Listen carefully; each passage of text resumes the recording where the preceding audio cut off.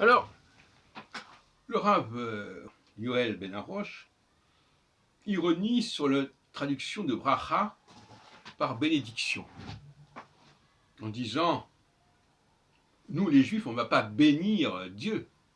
C'est ridicule, c'est ce qu'il dit. C'est très inquiétant d'aller dans cette direction. Comme quand on dit Alléluia, ben non, il ne faudrait pas dire Alléluia, parce qu'Alléluia, ça veut dire louer Dieu. Et louer, c'est le bénir.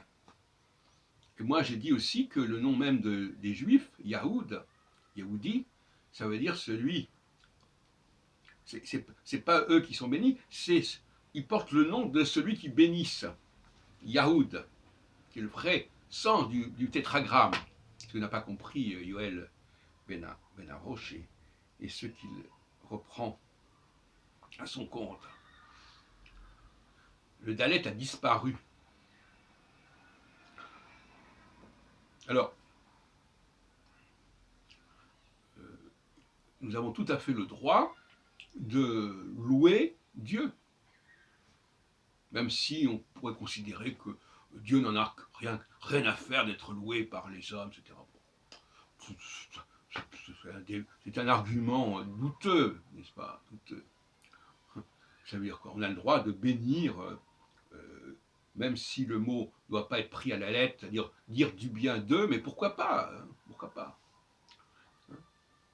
Donc là, il y a des dérapages qui sont un peu embêtants, si vous voulez. D'autre part, l'hébreu est une langue importante. Pas le contraire, moi je la connais cette langue, je la connais bien même, je l'ai apprise très jeune, quand j'avais une vingtaine d'années, et ça m'est resté puissamment ancré en moi, comme si c'était une sorte de langue maternelle. Eh bien, c'est vrai qu'il y a en Israël qu'on parle vraiment hébreu, je l'accorde, et qu'en synagogue, c'est souvent une farce. On lit des mots en hébreu, mais on ne comprend pas le dixième ou le centième de ce qu'on lit. Et les gens ne communiquent pas du tout en hébreu.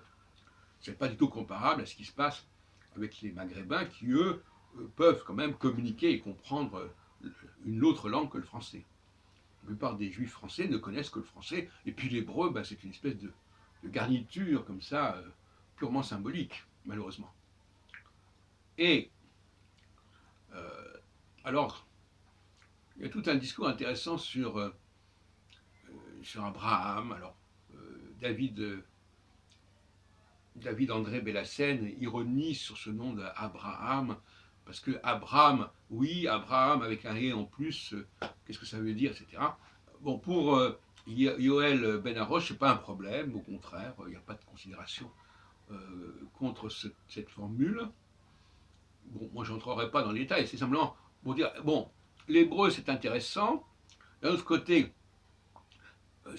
en tant que langue, il a très peu marqué les autres langues, comparé au français. C'est rien du tout.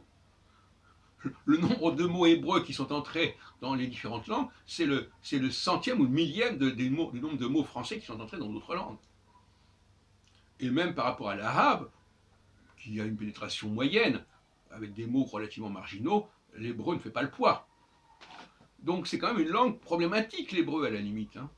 Même si ça m'aide beaucoup pour comprendre un certain nombre de textes de la Bible, etc., bon, c'est un fait.